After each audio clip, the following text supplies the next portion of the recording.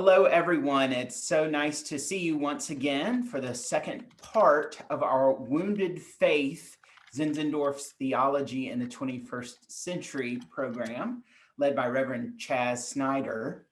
It's so nice to have you back with us. On behalf of the Board of Cooperative Ministries, I'm Michael Terry, also a member at Rural Hall Moravian in Rural Hall, North Carolina. And for those of you who are coming back this week, I see several familiar faces. You know that we engaged in a really interesting conversation last week with Chaz about some of Zinzendorf's core beliefs, how they played out in the early renewed Moravian Church, and then how we can apply Zinzendorfian ideas to our practice as Moravians in the 21st century. You should have received in your email the videos that were released in preparation as a means of preparing for tonight's conversation. I know that all of the videos after the series is over will be available through the Board of Cooperative Ministries YouTube channel. So in case you missed part of that first conversation, or in case you have to step away at some point, you will be able to come back and see the total package through the BCM resources through YouTube. Well, I'll bring in Chaz Snider once again. For those of you who are not familiar with Chaz, he's the associate pastor at Calvary Moravian Church in Winston-Salem, North Carolina. He has a great depth of knowledge about Count Zinzendorf, or Papa Zinzendorf, as some of us refer to him. And so we are very privileged to have him as our Comenius Learning Series speaker for 2020. Just one note, I believe Chaz will talk about this at the end of the presentation tonight. Our three-part series concludes this Sunday morning at 11 a.m. Eastern Time, 11 a.m. Sunday Eastern Time.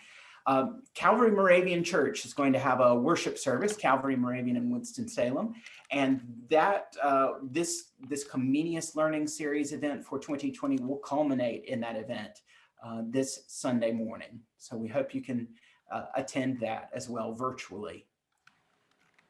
All right, well, if everybody's ready to get started, I will invite Chaz to go ahead and open up his mic and join us and lead our conversation tonight. I'm sure you recall from last week, if you have questions, you can chat them, you can raise the virtual hand, and I'm sure Chaz will also give you opportunities to ask questions later. Welcome back, Chaz. Thanks so much for being our speaker this year.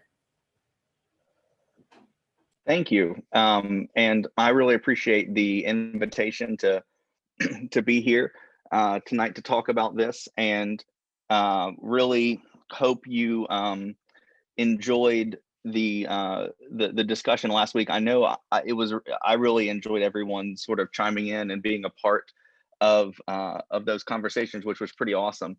So I'm looking forward to doing the same again. So I'm gonna use a similar structure as we did last week. So I will sort of talk and do a bit of a recap for a few minutes, and then leave the rest of the time for sort of questions and conversation and all of that. And like Michael said, feel free to, if even while I'm doing this talking part, if you want to put questions in the chat, we can definitely sort of go to those at the beginning of the conversation section. And yeah, so let's just begin with a bit of a recap. So you should have had the last 3 videos in your email, and just wanted to sort of walk through those topics briefly, and then to sort of kind of prime our engines a little bit for our conversation. So in the last section, as sort of Michael mentioned, we really recapped, we talked about sort of we talked about the state of theology today in the 21st century, the state of faith today, and we looked at some statistics from churches and church attendance and that kind of thing. And the main takeaway that I wanted us to get from that was less about sort of that people aren't going to church anymore, and more this is showing some kind of disconnect between the church and its message and people. And we sort of took that in then and looked at how there was the disconnect in Zinzendorf's time as well. And we saw this, expressed in the Pietist movement and its reaction against sort of the standard church of its day and Zinzendorf's role in that. And then we moved into specifically Zinzendorf's wounds theology and how its connections to the Enlightenment and sort of the intellectual developments of its day, and trying to bring together, trying to find chart this path between faith and reason, and sort of what it means for those two things to exist together. Excuse me. So our first the first video that you watched for this week was called "Can the Wounds Heal?" De-emphasizing the wounds theology post Zinzendorf. And in this one, we really sort of left off with sort of Zinzendorf's wounds theology and its connection to some of the practices, the mission movements that happened in the sort of renewed Moravian Church, and how the wounds theology was a key part of that, how it affected mission work, how it affected worship, how it affected how they organized their communal life in Bethlehem and Salem and all of the settlements. And we see that the wounds theology was a big part of that. It wasn't just something that they said or in liturgies, but it very much connected to their practice. And that's ultimately where I want to sort of end this conversation today, is how can we not just sort of talk about a revisioned wounds theology, but how can we live out a sort of revisioned wounds theology? Because I think it's important to always think of theology as not just theory and not just in the head, but always theory and practice together, and that theology is always intended to affect sort of how we live in the world. And so however we re-envision wounds theology, it should shape how we live in the world. So so after Zinzendorf's death, and actually I wanted to just to give us a recap of sort of wounds theology, I wanted to read you a line from this is from Community of the Cross, Craig Atwood's book, which was a big reference point for preparing these talks. And this is at the end of the introduction. And I thought this was just a sort of good way to sort of get us back thinking about wounds theology. It says, through evocative and provocative imagery, Zinzendorf painted the Savior before their eyes as they worshiped, worked, and slept. He offered the Moravians a God who shared their struggles and bore on his own body the strains and contradictions of their communal life, so that they could live in harmony.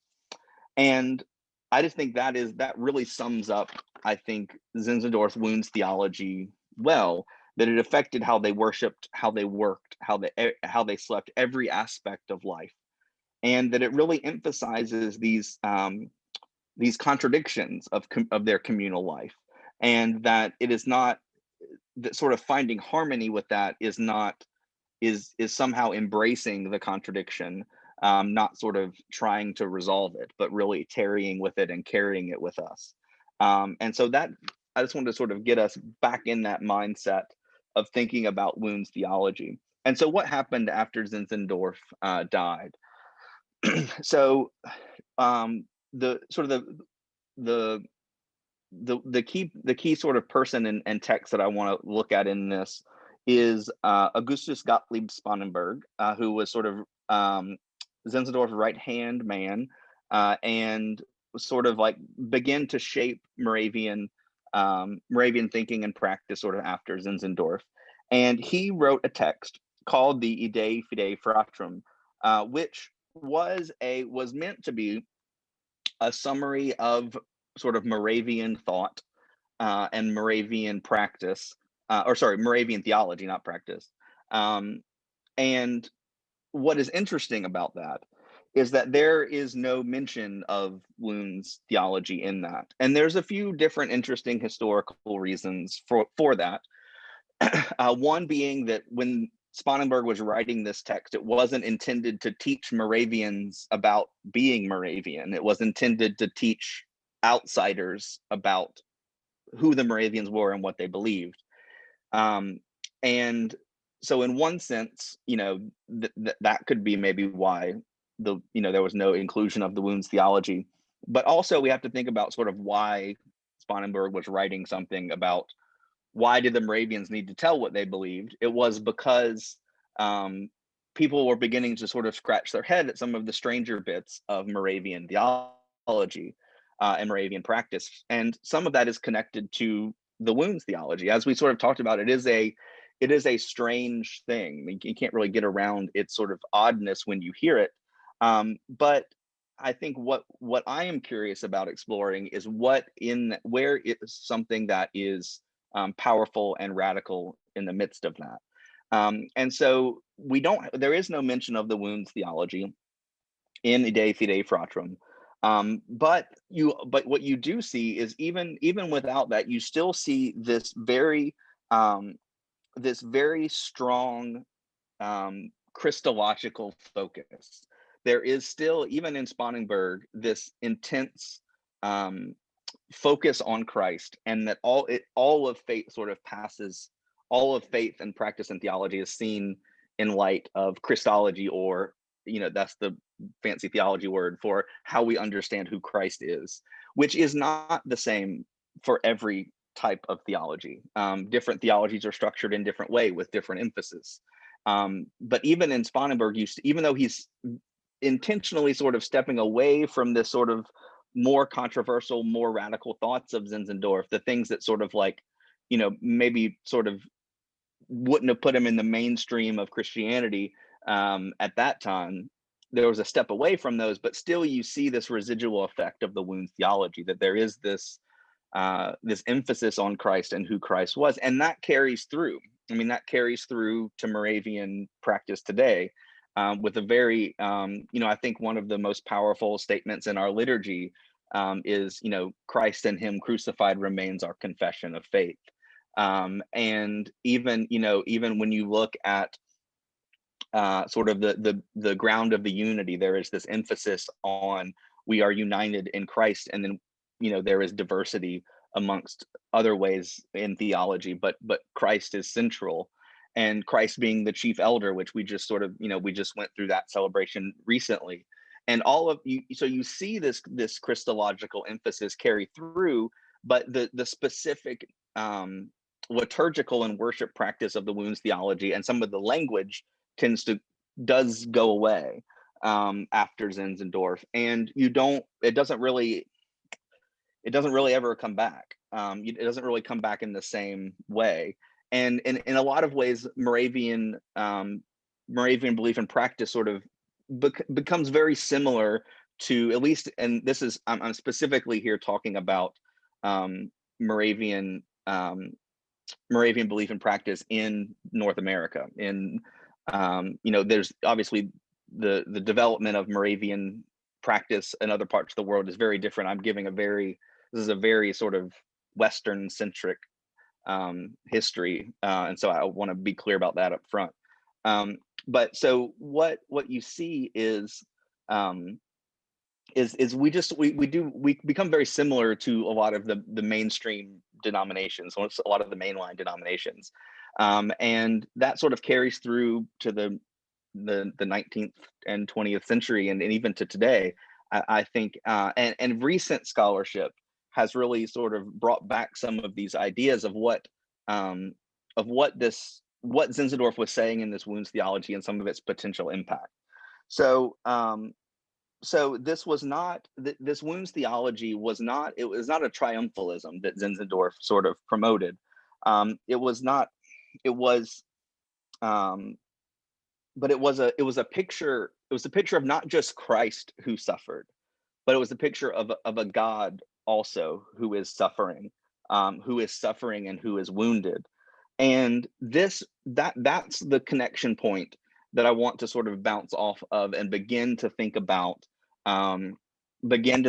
wounds theology and its connection to 20th and 21st century theology.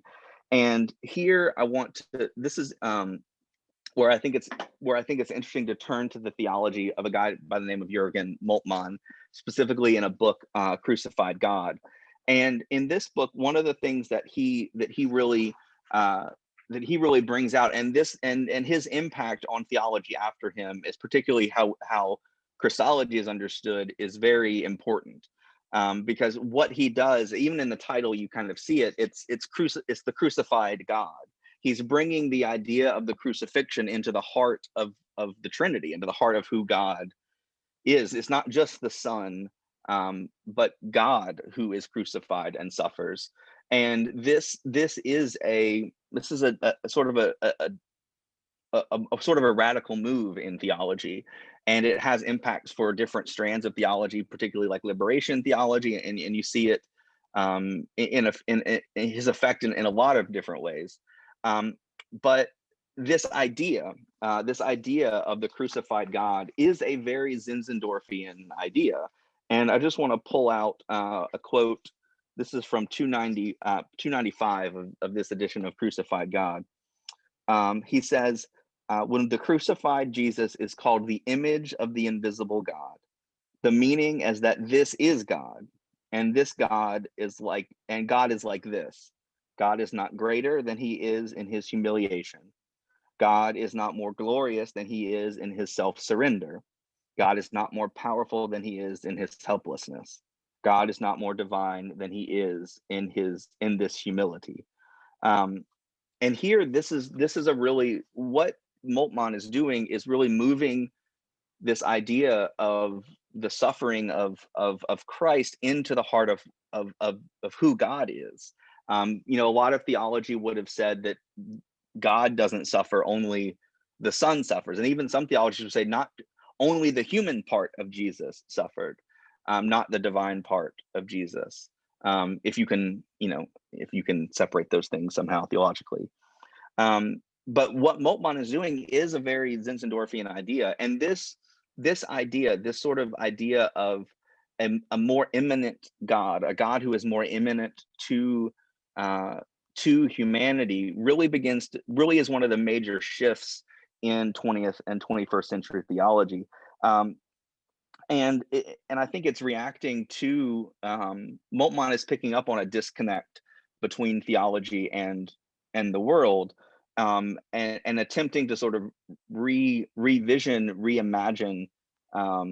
some of this language and imagery, so that God becomes more resonant, and can be is seen as more relatable.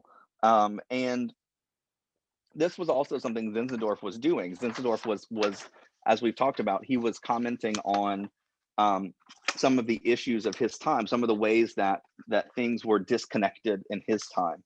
And so that really moves us into sort of what was video 5, which was, what might Zinzendorf say today, and how does Wounds theology, what is Wounds theology like in the 20th century?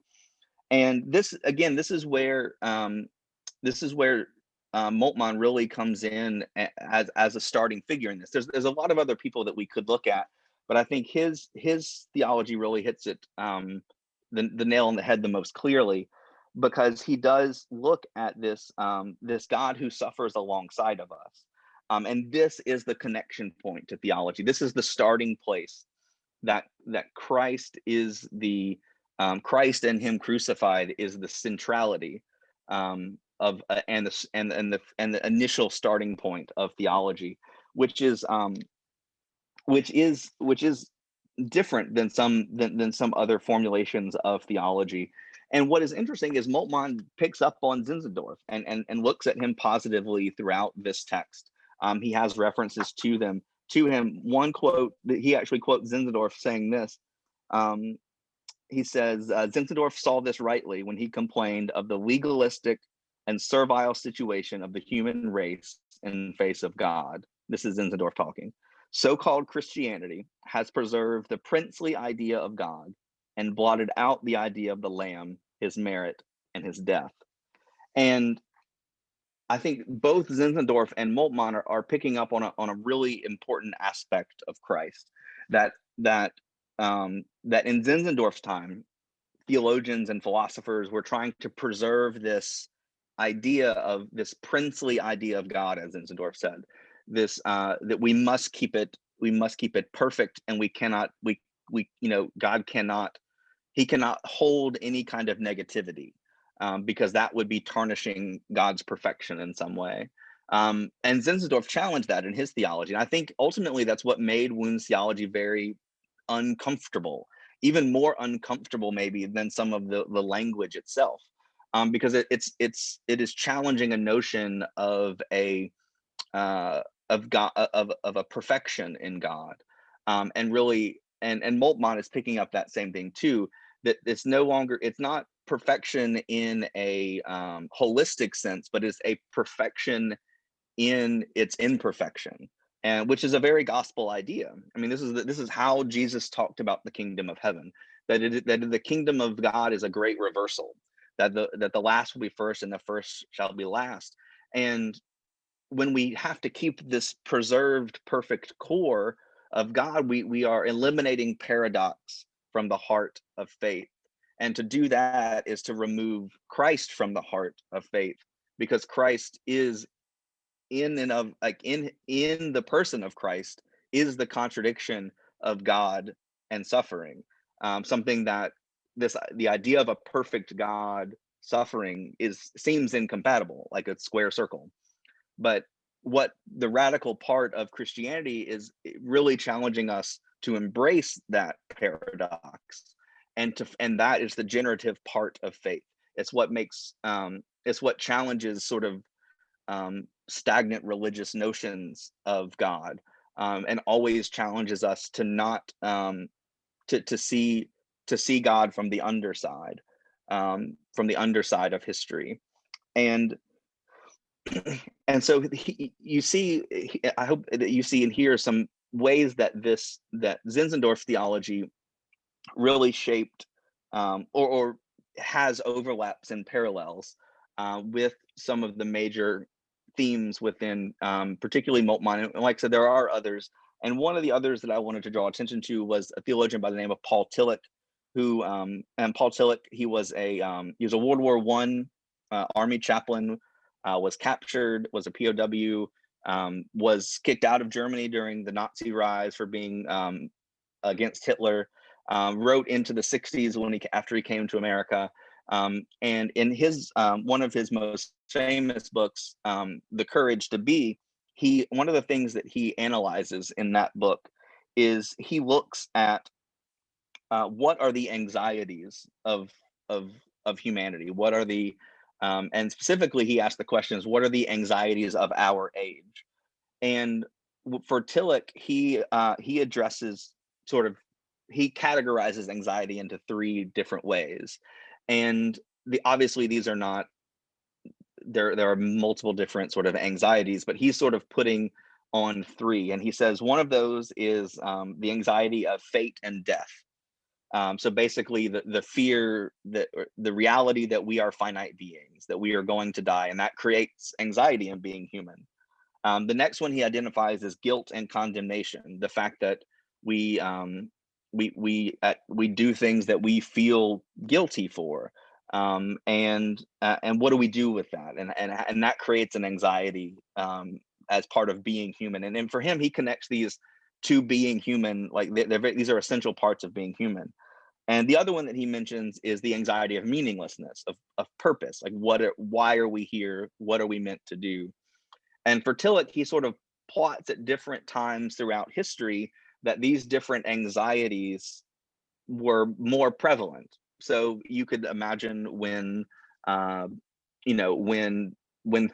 we don't have things like modern medicine and modern hygiene, that when death was much more, you didn't know what was going to kill you. You could die at any moment from a disease or an invading army or whatever.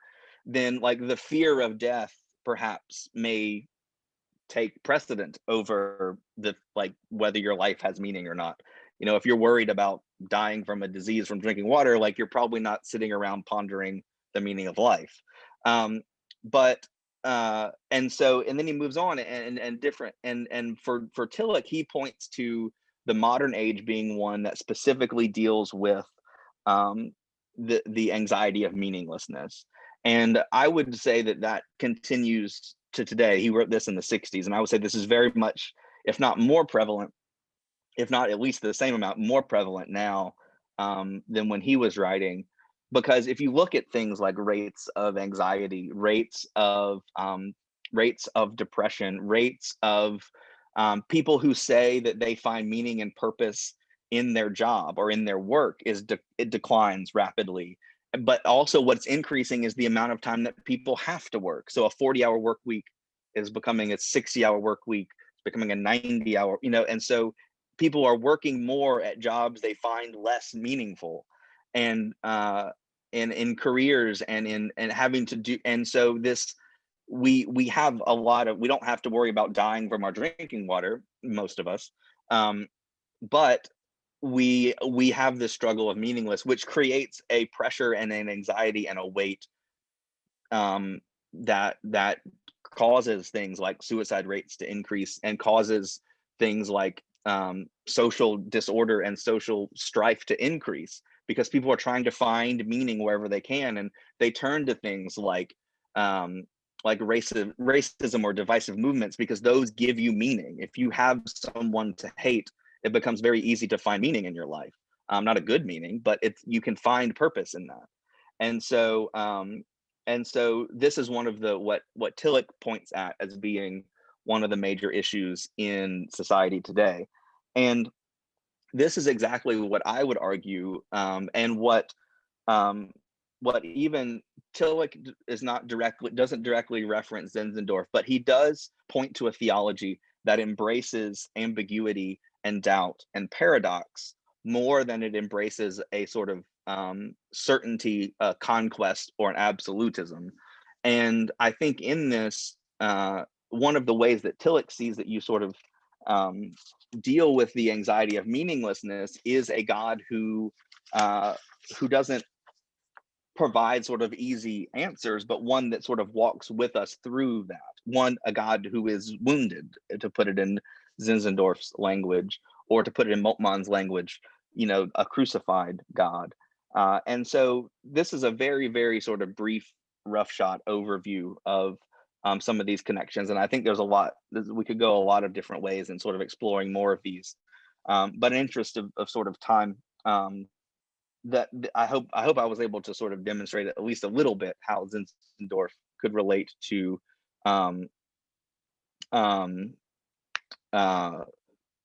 to sort of modern theology. And so that let's sort of move to the last section, which was where do we go from here? So what do we do with all of this?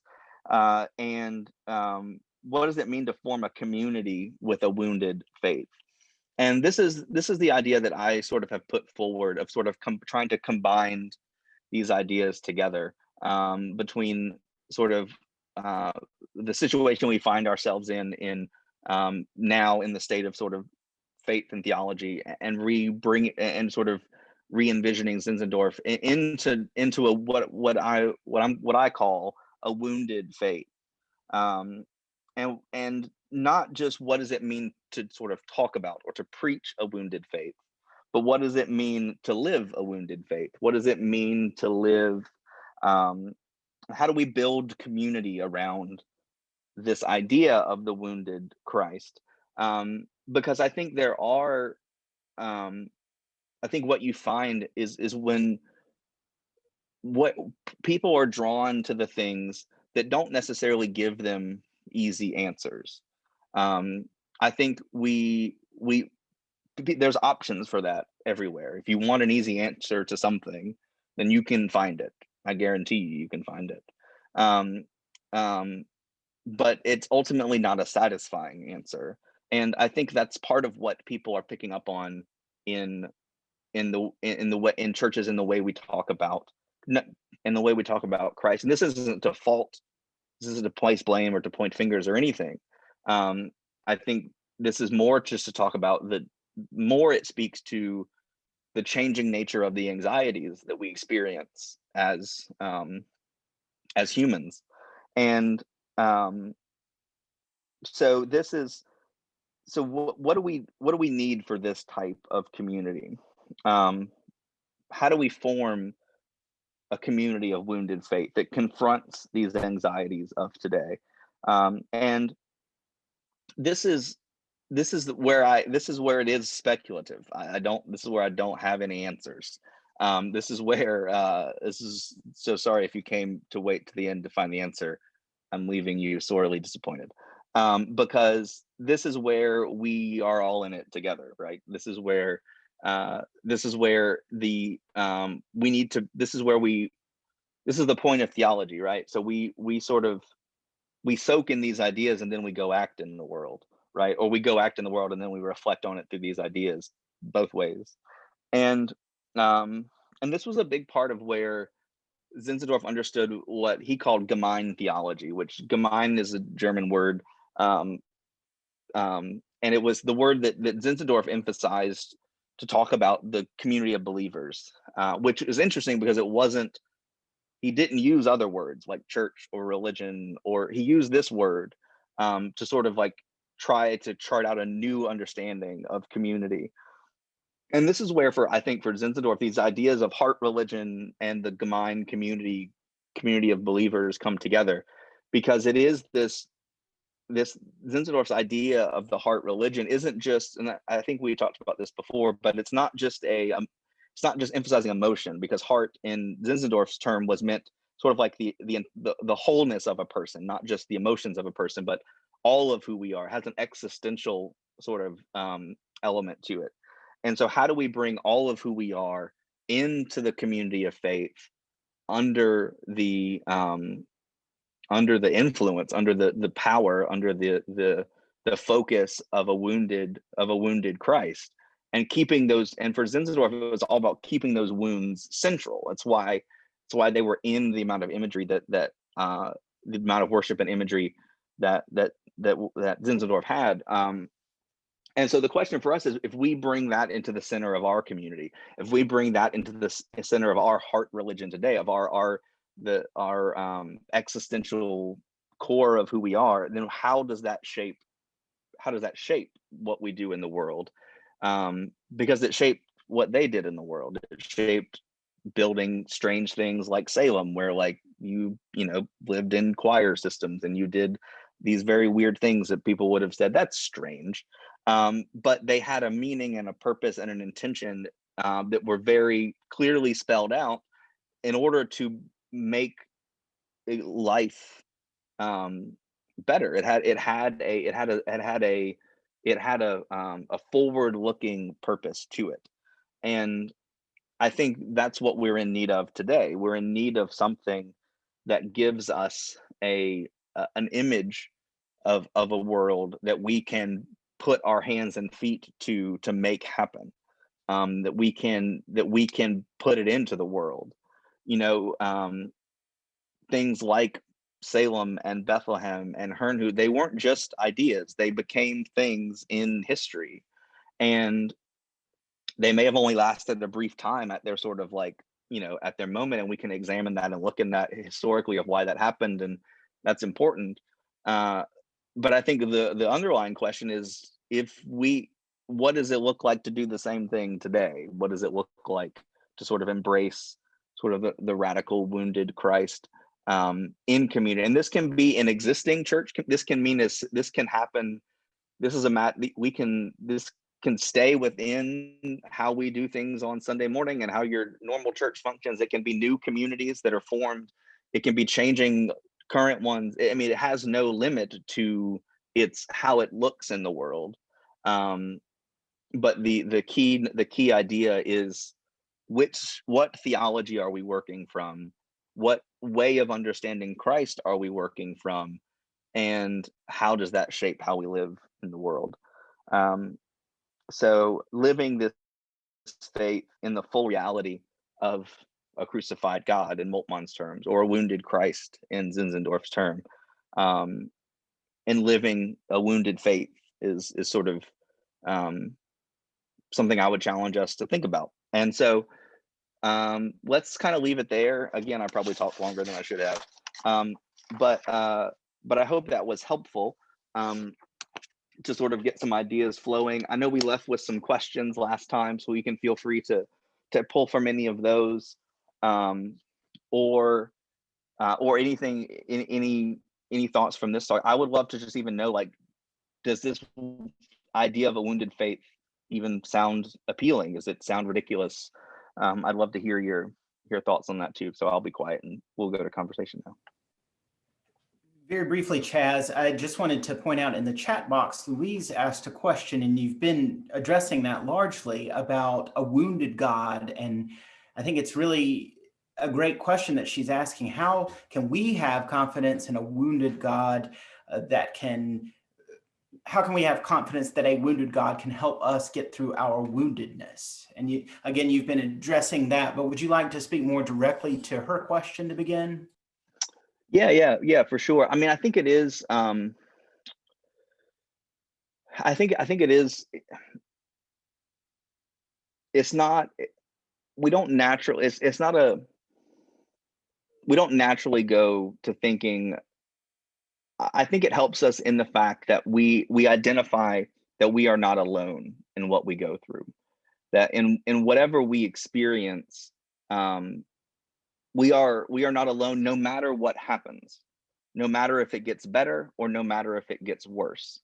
That no matter what the spectrum of life has, a wounded God, a wounded Christ knows that is intimate to that full spectrum. That there is nothing off limits to what God is able to identify and relate to. But it's scary at the same time, because it also gives us, it reminds us of an immense amount of our own freedom as well. Our freedom in that our choices matter.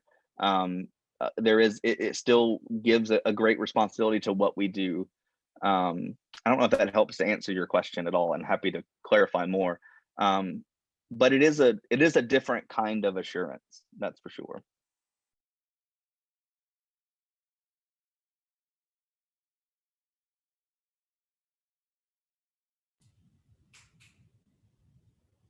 And others, please feel free to join in and ask questions.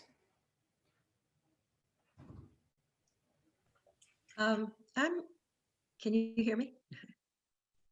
Okay, I guess I'm wondering if there are other examples in Christ's ministry, in addition to the cross, that show this same woundedness. And I was thinking about this today, and I was thinking about something I'd been reading lately about Christ was always pouring out. Always pouring out. And I was trying to think of some specific examples. I was thinking about when the woman touched his cloak, and he could feel that energy going out of him. And I'm wondering if that is a kind of woundedness, when you don't have, you're giving out of your energy and not knowing if it's going to be restored back to you. And I was just trying to think of other examples within Christ's ministry that might also reflect that same woundedness that we could also identify. Yeah, I think that's a really beautiful picture to think of Christ's ministry in that way. I definitely want to think about that more. One of the ones that came to mind when you were talking was the washing of the disciples' feet. Seems to me to be a sort of a pouring out, as kind of like you said, of not just his obviously the actual getting down and washing their feet, but also a pouring out of his dignity. That this would have been a very undignified thing for anybody to do, much less like, the Messiah, God incarnate, to do. And so that one came to my mind for sure.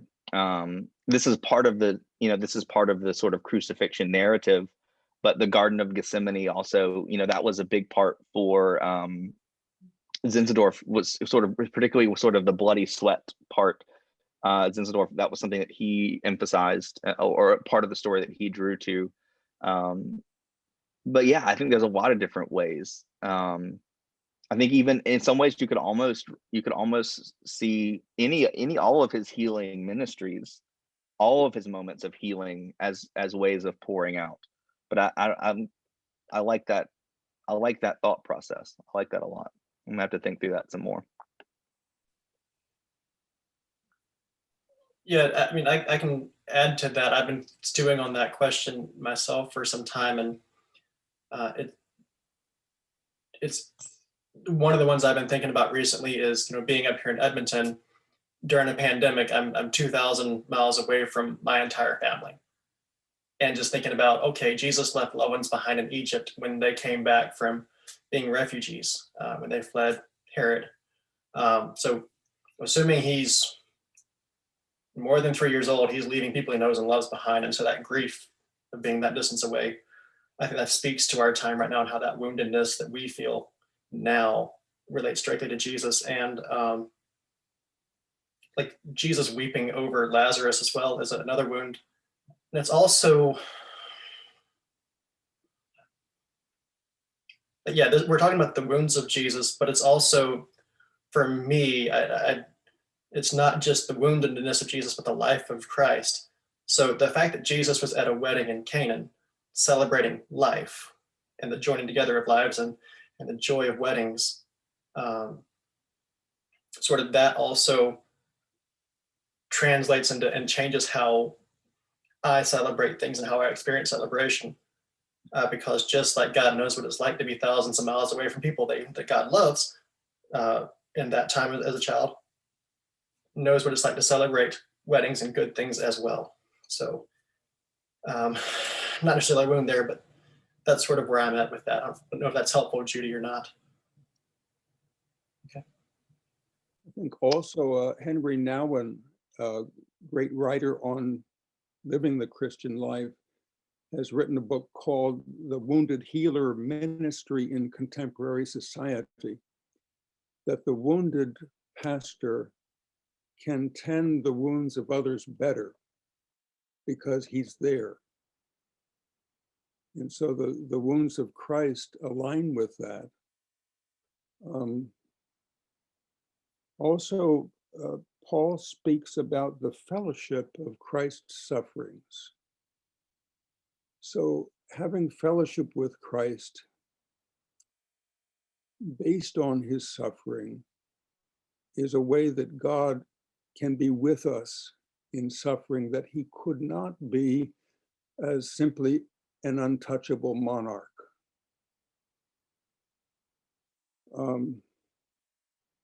Jesus also anticipated his time of suffering and death and announced to his disciples 3 different occasions what would happen. And I think it's Luke records, he set his face toward Jerusalem. That's a deeply poetic way of Jesus set his whole being on going up to Jerusalem, knowing that he would meet the end of his earthly life. He suffered there, and it must have been a suffering also with the thought that the natural world was just a joy to him. And drinking wine in the kingdom of heaven, he speaks of, drinking wine and enjoying the earth's bounty, and knowing that he would soon be leaving this scene entirely and could not experience it again as a human being, must have been suffering. And we will have to face that same predicament too. And so he can be with us in that.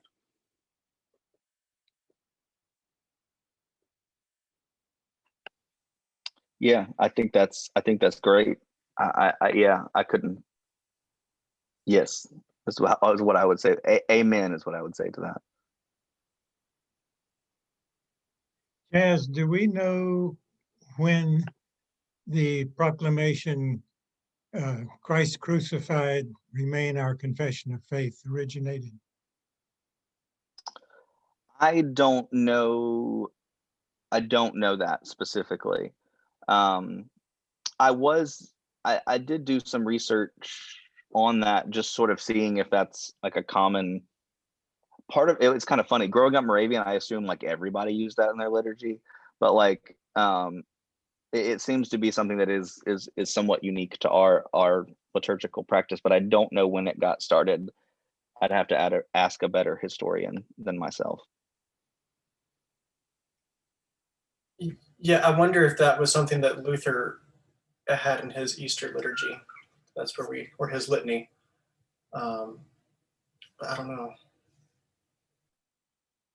Those things are sometimes hard to trace. People don't write down the history of the first occurrence. Craig Atwood may be a good resource on that.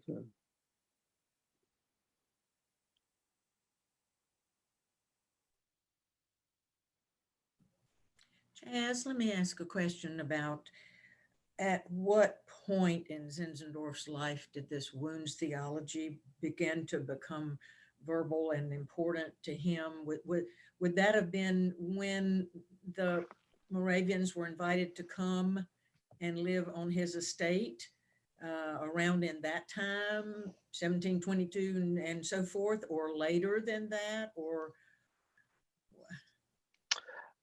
This is this is why I'm happy to be sort of proven wrong, because again, the history is not my expertise, the theology more so. But it is my understanding is that it is more it comes in later, and sort of when he sort of assumes, in Community of the Cross, let's see, like Craig's writing about sort of Moravians in Bethlehem, which would have put them 17. I'm not sure off the top of my head. I have to look. 1738, something. Yeah. So Yeah. And Zinzendorf 40. visited Bethlehem in 40 to 41, and it was a very young settlement. So I think they started in 1740. 40. 1740. Yeah. Bethlehem is 1741. Well, just the reason that I even asked that is that, okay, so the Moravians are invited over there in 1722, and things, this wonderful joint Lutheran Moravian and all of this thing, and Zinzendorf just adopts them and so forth. But he was born in the year 1700. So in 1722, he's barely out of college, if you want to think of it in that way. I mean, fairly young to be exposing all of this wonderful belief and everything that's generating in his mind. So it would make sense that it would be somewhat later than just barely out of college. So I'm going to really botch this, but maybe someone can help with this. But I'm remembering from hearing a long time ago about Zinzendorf viewing the painting of the crucifixion, a famous crucifixion painting. Yeah. And, it's the question is, this I have done for thee, what hast thou done for me? Really embracing the wounds of Christ at a young age and being very moved by that. So I don't know if that helps at all, but I just have that memory of somewhere. Yeah, and that was something that I was going to say too, sort of echoing. We have a companion joining us here in our. I did. This is Sarah, everyone, and yeah, I think one of the things that's important to understand about Zinzendorf's wounds theology is the way that it developed both within his biography, so sort of his experience, and also his relationship to the Moravian community. So it has this interesting, I think there's this interesting overlap to be explored in, because this is coming out of him responding to so many different things, his own life circumstances, the experience you mentioned of sort of like this sort of experience with this painting of Christ's crucifixion, this, his own sort of losing family members and his own experience, and then this sort of like, trying to figure out what it means to sort of respond to a church that he doesn't see as, sort of responding to the way the world is in the way that it should, and then these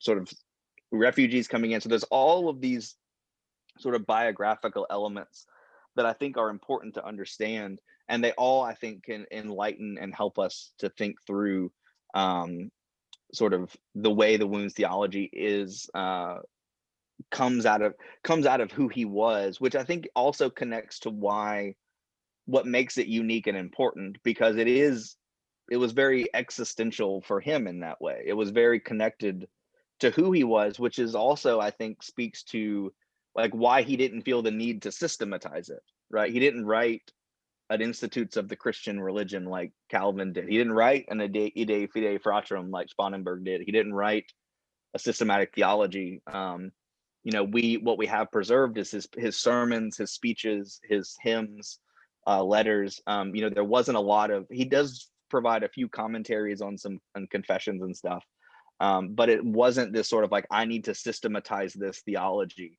but it very much birthed out of who Zinzendorf was. And I make absolutely no historic claims to being a historian.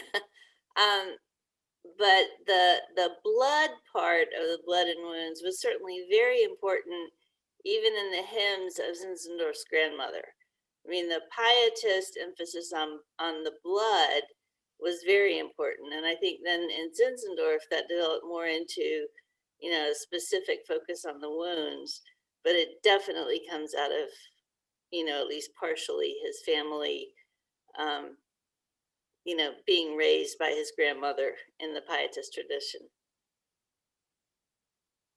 And it's completely in harmony with the emphasis on our Lamb has conquered, let us follow him, which has not come out of the Zinzendorf period, but it comes out of an earlier period of the ancient unity. A Christ-centeredness there that was very strong, and that Zinzendorf noted how his own thoughts aligned with these unusual Moravians inhabiting his estate. There was a lot of similarities between them.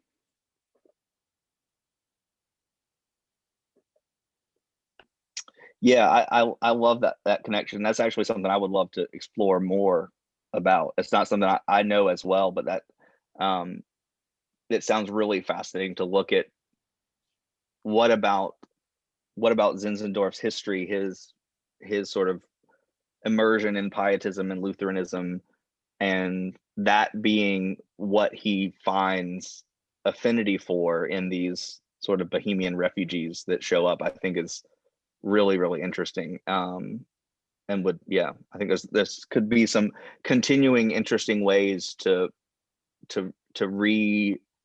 revision and to relook at how this theology can continue to shape and form today. I have a kind of another question. A couple of things that you had mentioned, I think it was in the third video. One of the things you said was the crucifixion. I don't know if I wrote this down exactly or not. The crucifixion was not something that was done for us, but a mirror of what it means to be. And then you said, all we have is a wounded journey to a wounded Savior. And I'm thinking about, as we talk about, trying to think about how we live in community with this, and what does that mean to community? And I would like you to expound on where the joy is. Yes, and I think that's a good thing to emphasize and to think about, because it's not, the point of this isn't to sort of be dark and dreary about things, because even like Zinzendorf's own worship practice was very joyful, and I think for this, and this would be my opinion and the way that I see this as joyful because because it confronts something. It confronts a scary reality with a stronger hope. Like it confronts and it doesn't sort of polish over the scariness or the sort of like there are a lot, like there's so many forms of religion, and I mean that in not just like other religions other than Christianity, but even versions of Christianity, even more so, that tend to sort of paper over that and sort of like provide not, we just sort of like, you just have to ignore it. You have to pretend it's all going to be okay. But I don't think the wounds theology does that. It gives us a deeper joy and a deeper hope that actually allows us to confront the most challenging parts of our world today. And I think we need that. We need that. Like that's where it's a deep joy and a deep hope that allows us to do the hard work in the world, as opposed to sort of like something that just sort of gets us through, but doesn't give us the strength to confront what are some of the challenging parts of our world today. I don't know if that helps at all, but I do think that's where that's why you need other people. That's why it does have to be a community, because that's where the hope and the joy is found. It's found in the other. It's found in the person across the table. And this is why I also think like, a Moravian love feast is a beautiful image of this too, right? That it is an honesty about life, but but there's a deep camaraderie, a deep hope in that, because the hope is found in the other person across the table from you. It's found in the sharing of that meal, in the tangible presence of others. And that might sound a little bit too ethereal, I don't know. But yeah, that's what comes to my mind. Thank you.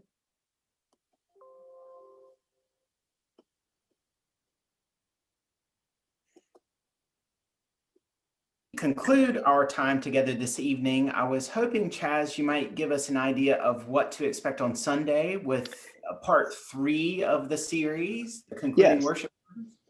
Yes, and thank you for keeping track of time, because I didn't do that.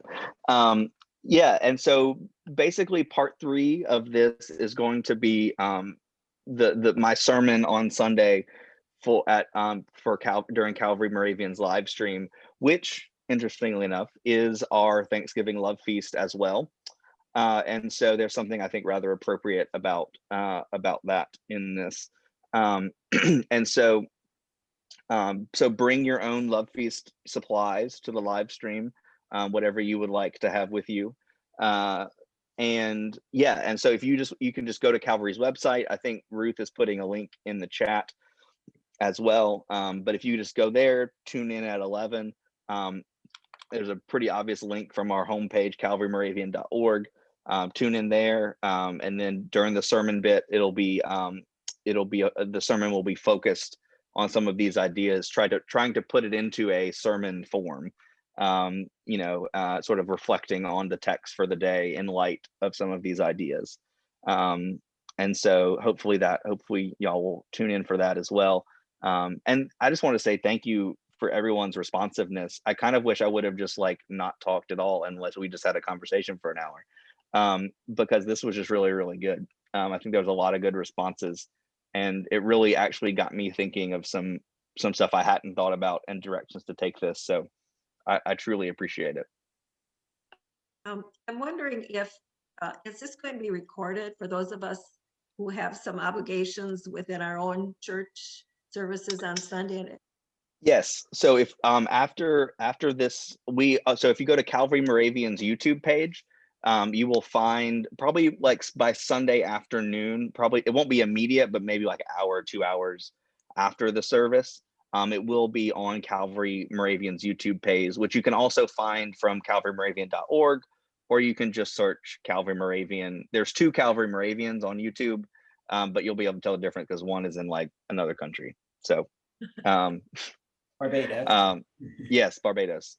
And so yeah, that it will be recorded.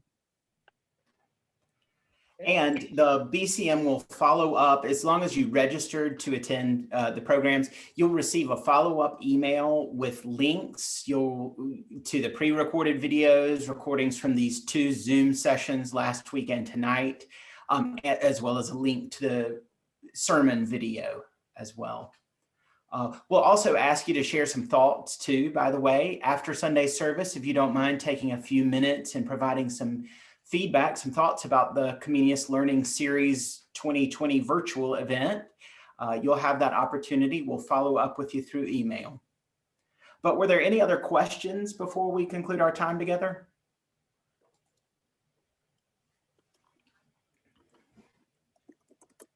Or comment?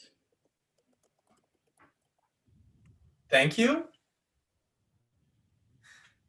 Thank you, everyone. Yes, thank you, Chaz, for all the time and energy and study you put into this. I thought these 2 events were really, really fascinating. Definitely food for thought for a lot of us. I think a lot of us, you've sparked our imaginations and our desire to dive deeper. Thank you. Grateful to BCM for doing this, for supporting this. Thank you. Well, we appreciate you giving of your time and joining us for 2 weeks. We hope to see you Sunday, or hope you'll be able to tune in on Sunday. And we'll look forward to seeing you in the future. Thank you so much from the Board of Cooperative Ministries.